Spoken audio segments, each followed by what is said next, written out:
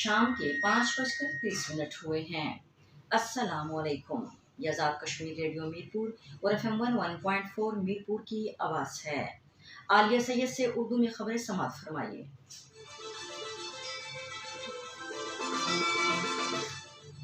پہلے ایک نظر ڈالتے ہیں آج کی ہیڈ لائنز پر۔ Kashmir orphan relief trust Mirpur کے زیر اہتمام 560 بستروں پر مشتمل اسٹیٹ آف آرٹ کوٹ ہسپتال جاتلاں کا سنگ بنیاد رکھ دیا گیا۔ 8 اکتوبر 2005 کے سانحے میں عالمی برادری نے انسانی ہمدردی کے تحت ایک ایسی مثالی کردار ادا کیا جس نے پاکستانی قوم اور کشمیری عوام کے دل جیت لیے۔ وزیر اعظم چودھری انوار الحق اور فضائی بھارتی حکومت مقبوضہ جموں و کشمیر میں آبادی کا تناسب تبدیل کرنے کے لیے اپنی مذموم کوششوں کا سلسلہ جاری رکھے ہوئے ہے۔ اور اب خبریں تفصیل کے ساتھ۔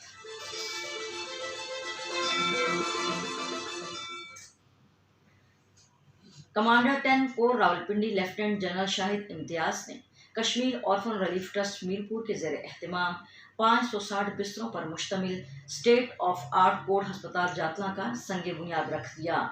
اس منصوبے پر 10 ارب روپے کے اخراجات ہوں گے اور یہ منصوبہ 3 سال کی قلیل مدت میں مکمل ہوگا۔ اس منصوبے کے لیے حکومت آزاد کشمیر نے کوٹ کو جوڑیاں جاتلاں میں 100 کنال اراضی عطیہ کی تھی۔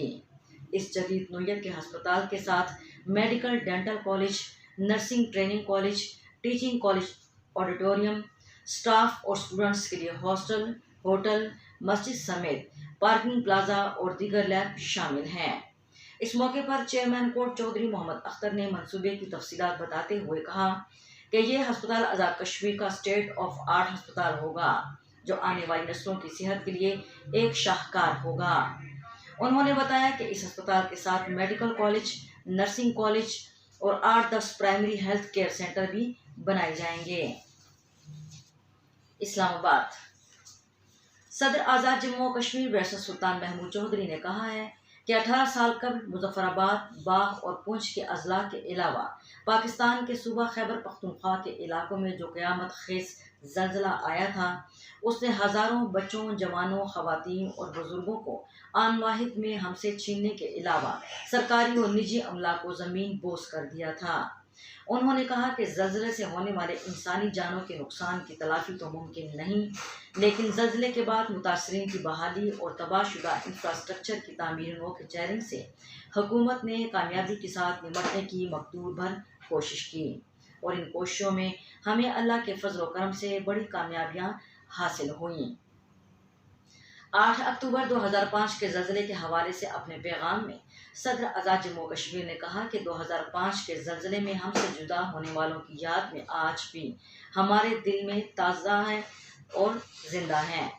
انہوں نے اس موقع پر بین الاقوامی برادری، خاص طور پر برادر اسلامی ممالک، سعودی عرب، ترکی، متحدہ عرب امارات سمیت امریکہ، برطانیہ، یورپی ممالک اور عوامی جمہوریہ چین کا شکریہ ادا کیا جنہوں نے مشکل کی گھڑی میں آزاد کشمیر کے عوام کو ریلیف، ریسکیو اور بحالی کے مراحل میں دل کھول کر امداد کی اور اس بڑے چیلنج سے کامیابی کے ساتھ نمٹنے میں حکومت اور آزاد کشمیر کے عوام کی مدد کی۔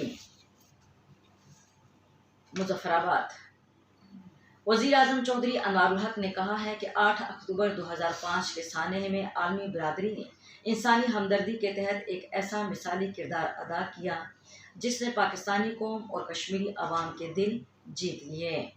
انہوں نے کہا کہ ہمیں امید نو کے ساتھ آگے بڑھنا ہوگا اور قدرتی آفات سے نمٹنے اور نقصان کو کم سے کم کرنے کے لیے آگاہی فراہم کرنا ہوگی۔ وزیر اعظم چودھری انوار الحق نے کہا کہ جن ممالک نے اس سانحے میں ہماری مدد کی ان کی خدمات کو یاد رکھا جائے گا۔ انہوں نے کہا کہ 8 اکتوبر کو آنے والے زلزلے کے بعد حکومت پاکستان اور پاکستانی قوم اس سانحے کی تباہ کاریوں سے پیدا ہونے والے حالات سے مقابلہ کرنے کے لیے ایک ایسی زنجیر بن گئی جس کی وجہ سے ہمارے حوصلے بڑھے اور ناممکن کام ممکن ہوا۔ یہ خبریں آزاد کشمیر ریڈیو میرپور اور FM 101.4 میرپور سے ایک ساتھ نشر کی جا رہی ہیں۔ وزیر حکومت جاوید بڑھانوی نے کہا ہے کہ 8 اکتوبر 2005 کے زلزلے نے آزاد کشمیر کے اندر قیامت برپا کر دی تھی اور ہزاروں لوگ شہید ہوئے۔ انہوں نے کہا کہ حکومت آزاد کشمیر نے مختلف ادوار میں آزاد کشمیر کو دوبارہ سے اپنا حسن لوٹانے کی کوشش کی۔ آج آزاد کشمیر کے اندر پہلے سے زیادہ خوبصورت ترین عمارتیں کھڑی ہو چکی ہیں۔ نریندر مودی کی زیر قیادت وسطائی بھارتی حکومت بھارت کے غیر قانونی زیر قبضہ جموں و کشمیر میں آبادی کا تناسب تبدیل اور اپنا ہندوتوا ایجنڈا مسرت کرنے کے لیے اپنی مضمون کوششوں کا سلسلہ جاری رکھے ہوئے ہیں۔ کشمیر میڈیا سروس کے مطابق مودی حکومت نے 5 اگست 2019 کے غیر قانونی اقدامات کے بعد سے اپنی ریاست دہشت گردی کو تیز کرنے کے ساتھ ساتھ مقبوضہ علاقے کی مسلم اکثریت کو اقلیت میں تبدیل کرنے کے لیے آبادکاری کے اپنے نو آبادیاتی منصوبے پر تیزی سے عمل درآمد شروع کر دیا ہے۔ ماہرین کا کہنا ہے کہ جن لوگوں کی اراضی الاٹ کی گئی ہے ان میں زیادہ تر ہندو ہیں۔ مودی حکومت نے بھارتی صنعت کاروں کو صنعتوں کے قیام، بھارتی شہریوں کو مزدور کے طور پر لانے اور اقوام متحدہ کے تسلیم شدہ متنازع علاقے میں مستقل طور پر آباد کرنے کے لیے پہلے ہی ہزاروں کنال اراضی ان کے حوالے کر دی ہے۔ کل جماعتی حریت کانفرنس اور علاقائی سیاسی جماعتوں پیپلز ڈیموکریٹک پارٹی، نیشنل کانفرنس اور کمیونسٹ پارٹی آف انڈیا نے موقف اختیار کیا ہے کہ یہ اسکیم مودی حکومت کے شہریوں کو ان کی زمینوں اور گھروں سے بے دخل کرنے کے منصوبوں کا حصہ ہے۔ کل جماعتی حریت کانفرنس نے سری نگر میں ایک بیان میں عالمی برادری پر زور دیا کہ وہ جموں و کشمیر کے متنازع علاقے میں بھارت کے غیر قانونی اقدامات کا نوٹس لیں اور بھارت پر دباؤ ڈالے کہ وہ اقوام متحدہ کی متعلقہ قراردادوں اور کشمیریوں کی امنگوں کے مطابق تنازع کشمیر کو پرامن طریقے سے حل کرے۔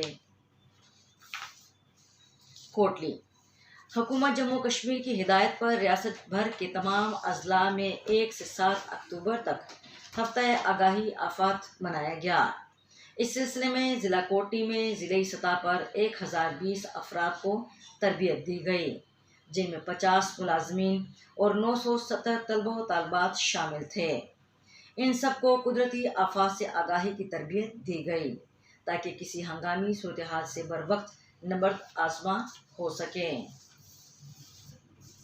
اور اب آخر میں موسم کی صورتحال۔ محکمہ موسمیات کی پیشگوئی کے مطابق آئندہ 24 گھنٹوں کے دوران ریاست جموں و کشمیر کے چند ایک مقامات پر ہلکی بارش کا امکان ہے۔ آج میرپور کا زیادہ سے زیادہ درجہ حرارت 30 ڈگری سینٹی گریڈ، مظفر آباد 29، گلگت 25، جموں 31، سری نگر 26 اور لداخ کا زیادہ سے زیادہ درجہ حرارت 12 ڈگری سینٹی گریڈ ریکارڈ کیا گیا۔ خبریں ختم ہوئیں۔